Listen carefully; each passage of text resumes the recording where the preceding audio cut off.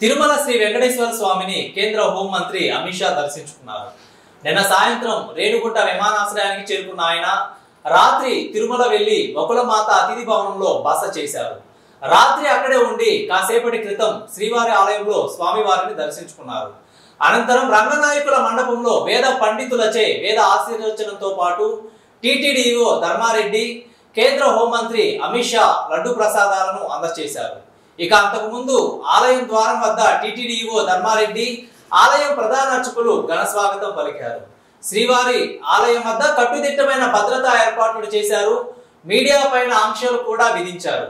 ఆలయం పరిసర ప్రాంతాల్లో ఎవరిని అనుమతించకుండా భద్రత కట్టుదిట్టం చేశారు. ఇవాళ 12 గంటల అనంతరం తిరుమల నుంచి కేంద్ర హోంమంత్రి అమిత్ షా తిరుగు ప్రయాణం అయ్యే అవకాశం ఉంది.